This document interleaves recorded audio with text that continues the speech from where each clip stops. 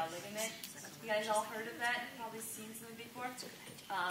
This is done in the same position as that, okay? So same thing, I'm just going to stabilize his foot here. That helps stabilize femur just onto the table, okay? And I'm just going to grab now on the posterior aspect of the tibia, right close to the joint surfaces. And I'm just going to apply a straight anterior glide, staying within that joint plane to improve extension, okay?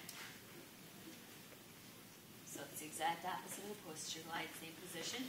This can also be done over a bolster or something like that. If you want to lift both legs up there, John, we'll just put that over there. Okay, so in this position, I can also do it as well. I can stabilize femur right here, nicely in this position, and I can just grasp behind. This is like a Lachman's test for those of you who are trainers who have seen a Lachman's. So I'm just stabilizing femur here with one hand. I'm going to glide tibia in an anterior direction, staying in that joint plane.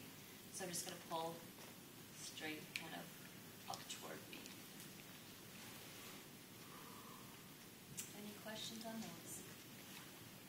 Do you want me to show you in prone too? Flip on over. You can do this in prone as well.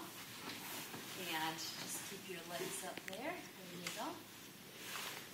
And this is a little hard, so it might not feel good for the patient, but if I want him up it enough that I can do that, I'm going to stabilize femur here, do a little bit of joint traction, and then I can just do an anterior glide this way.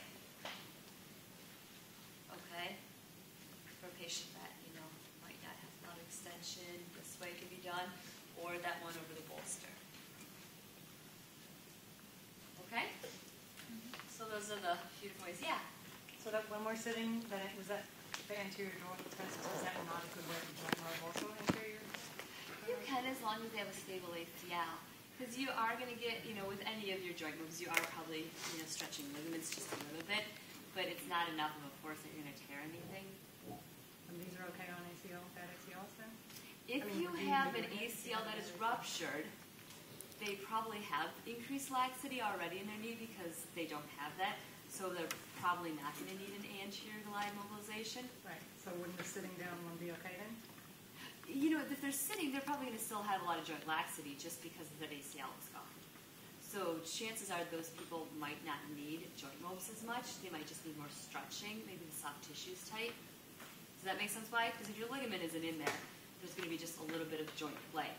So what happens when you do an anterior drawer test, if the ligament is lacking in there, you're going to have more glide that direction. The ACL ligament prevents the tibia from sliding forward on the femur. That's the main ligament that checks that. So if that ligament isn't there and the patient's completely relaxed, their muscles are not guarding, there's like nothing to stop that force besides just a little capsule soft tissue, stuff, okay? So they don't have that ligament to check them. So usually what happens when you do that anterior drawer test, when you pull that tibia forward, if the patient doesn't have an ACL, if it's been torn, it's going to go ahead and just be real